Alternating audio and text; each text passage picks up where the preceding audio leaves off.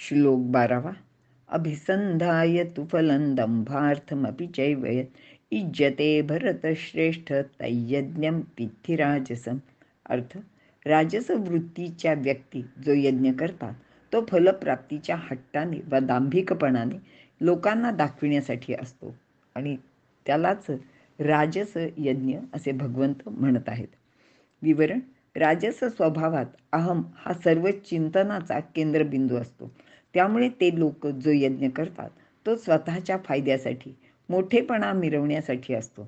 अशा यज्ञाचे फल माझ्या उपभोगासाठीच मिळाले पाहिजे म्हणून भोगेच्छा मनात ठेवून किंवा दंभाने तो यज्ञ आपले ऐश्वर्य लोकांना दाखविण्यासाठी केला जातो. यामध्ये कर्तव्याची किंवा स्वधर्माची इतरांना काही देण्याची इच्छा नसते आणि त्यामुळेच अशा प्रकारचा यज्ञ करताना त्याचे चित्त शांत नसते. मनात खर्चाचा विचार असतो, होणाऱ्या फायद्याचे चिंतन सुरू असते, मन उद्विग्न असते. मानापमानामुळे मन क्रोधाने व्याप्त होते.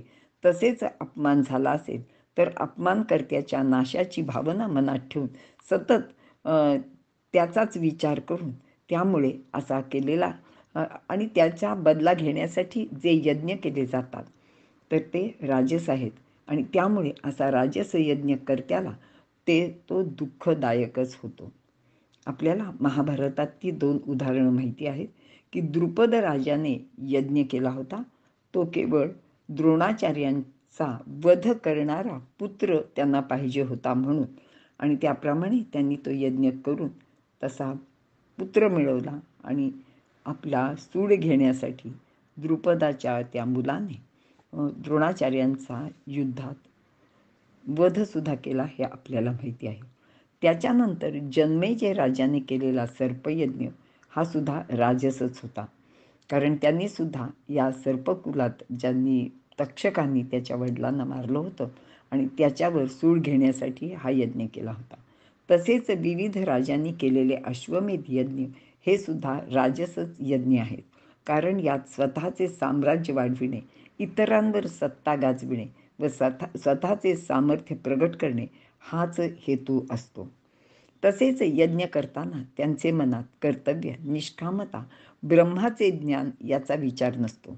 जसा त्यांचा हेतू असतो तसा त्याचा परिणाम होतो. एखादा माणूस वनसंवर्धनाचा संकल्प सोडतो, त्याचा खूप गाजावाजा करतो, धूमधडाक्याने वृक्षारोपणाचा कार्यक्रम पण केला जातो, पण त्यानंतर त्या गोष्टीकडे ते पाहत सुद्धा नाही. लावलेली झाडे जगली का मेली याबाबत त्यांना कोणतेच कर्तव्य उरत नाही. फक्त वृत्तपत्रात, टी व्हीवर याची जाहिरात होते, मोठे मोठे बॅनर्स लावले जातात आणि सर्वत्र भरपूर मोठी जाहिरात करून तात्पुरता मोठेपणा मिळवतात, प्रसिद्धी पण मिळते आणि त्याचसाठी हे लोक अशी कामे केल्याचा देखावा करतात. त्यांचा यज्ञ त्यागाचा देखावा उभा करून भोग घेण्यासाठीच असतो. शिवाय त्यांचे सारे प्रयत्न विशिष्ट फलाचा आग्रह धरणारे असतात.